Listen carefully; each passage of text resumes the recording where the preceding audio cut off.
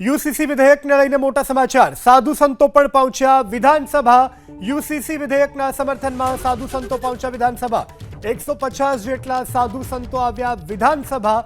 ગુજરાત ભાજપની પ્રદેશ કારોબારી સભ્યોને પણ હાજર રહેવા માટે સૂચના। તો યુસીસી વિધેયક રજૂ થાય ત્યારે પ્રદેશ કારોબારીના સભ્યોને હાજર રહેવા માટે સૂચના આપવામાં આવી છે। પરંતુ જે રીતે સમાચાર પ્રાપ્ત થઈ રહ્યા છે, યુસીસી વિધેયકને લઈને 150 જેટલા સાધુ સંતો હાલ વિધાનસભા ગૃહમાં છે। સંવાદદાતા હિરેન રાજ્યગુરુ ફોન લાઈનથી જોડાયા છે વધુ વિગત સાથે। જી હિરેન, શું વધુ વિગતો?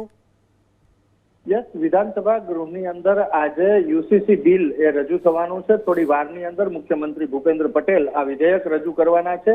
એ સમયે હાજર રહેવા માટે થઈ અને આ યુસીસી વિધેયકને સમર્થન પ્રદર્શિત કરવા માટે થઈ અને ગુજરાતના વિવિધ જગ્યાએથી વિવિધ જિલ્લાઓમાંથી અંદાજિત 150 સાધુ સંતો વિધાનસભા પહોંચ્યા છે।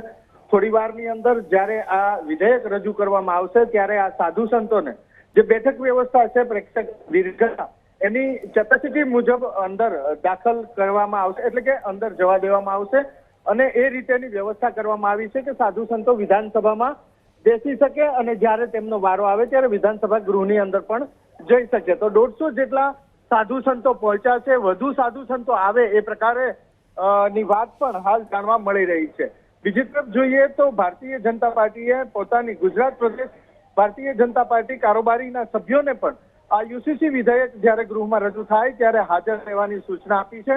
ગઈકાલે એટલે કે સોમવારે જે બેઠક મળી હતી કમલમ ખાતે, એ બેઠક પૂર્ણ થવાની હતી ત્યારે આ સૂચના આપવામાં આવી હતી કે કારોબારીના તમામ સભ્યોએ યુસીસી વિધેયક જ્યારે વિધાનસભા ગૃહની અંદર રજૂ થાય ત્યારે ઉપસ્થિત રહેવું।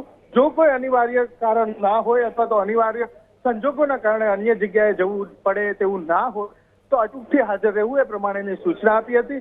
કારોબારી ભારતીય જનતા પાર્ટી ગુજરાત કારોબારી સભ્યો પણ મોટા પ્રમાણમાં અહીંયા જોવા મળી રહ્યા છે। તો એક તરફ સાધુ સંતો એ સમર્થનમાં અહીંયા પહોંચ્યા છે। જી હિરેન, સમગ્ર જાણકારી બદલ આભાર। તો હાલ 150 જેટલા સાધુ સંતો ઉપસ્થિત છે। યુસીસી લાગુ થાય તે પહેલા સાધુ સંતોને સમર્થન આપવા માટે બોલાવવામાં આવ્યા છે।